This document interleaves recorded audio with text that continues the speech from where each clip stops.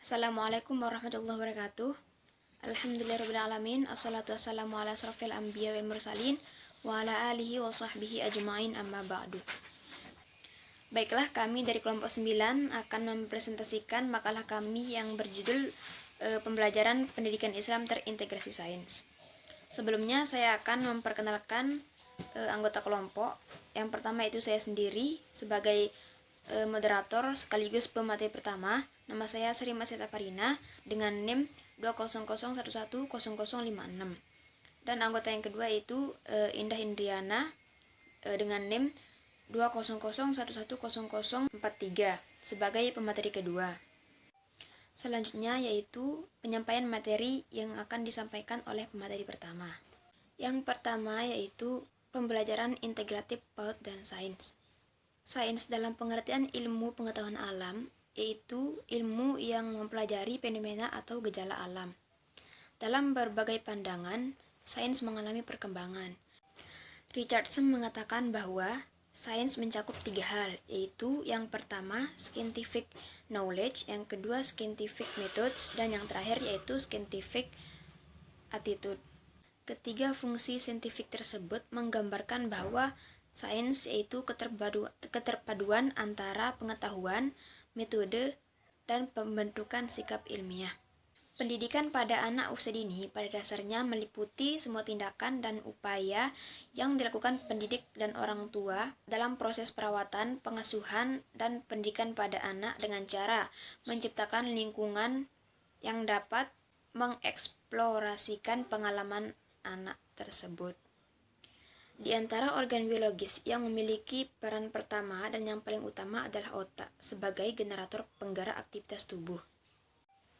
Menurut Orenstein, anak pada masa usia dininya mendapat rangsangan yang cukup untuk mengembangkan kedua belah otak, yaitu otak kanan dan otak kiri, untuk belajar dengan sukses saat memasuki SD.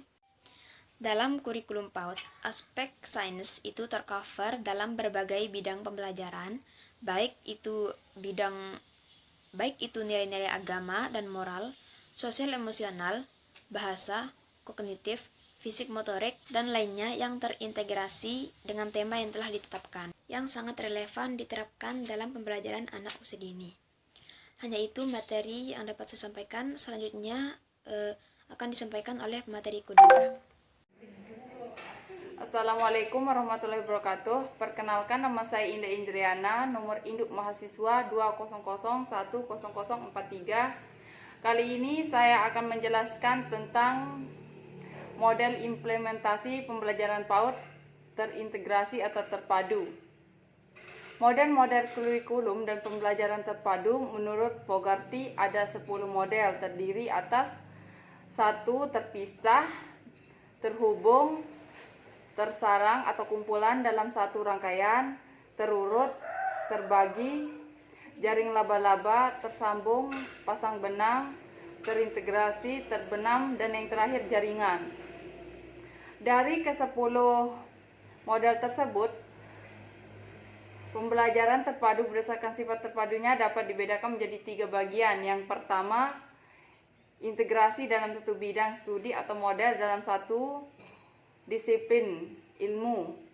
Yang kedua, model antar bidang atau studi, integrasi materi dan topik-topik penting lintas studi. Yang ketiga, model lintas atau minat peserta didik. Bagian C, transformatif pembelajaran PAUD, interaktif, konektif, aktif, kolaboratif, multimedia, dan kritis.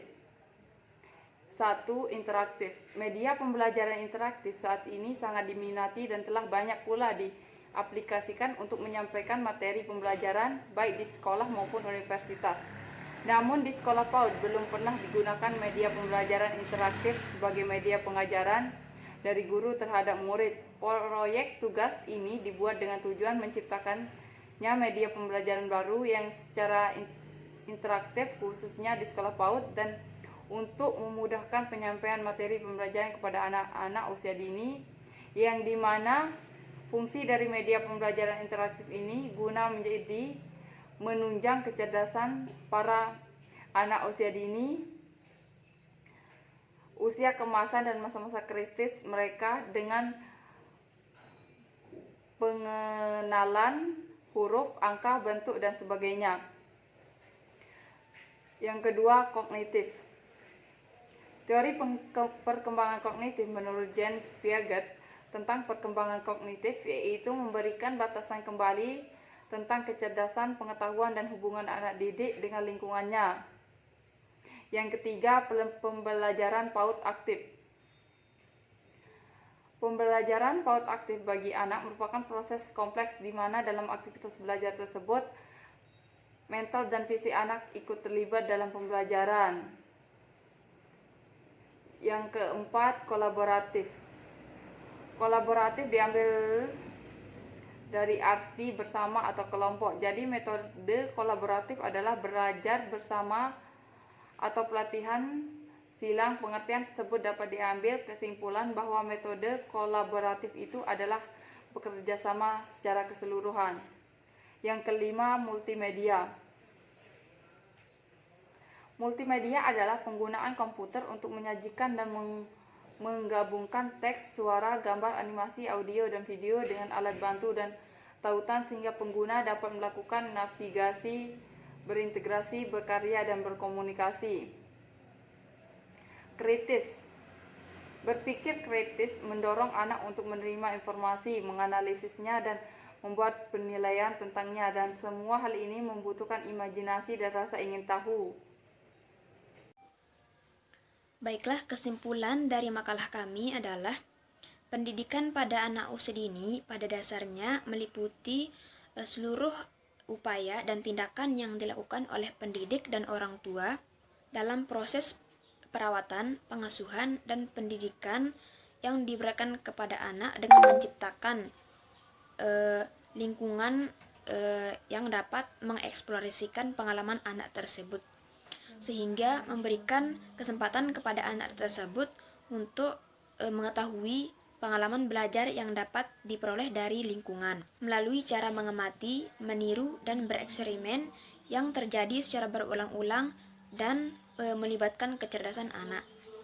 Sekian materi yang dapat kami sampaikan, kurang dan lebihnya mohon dimaafkan.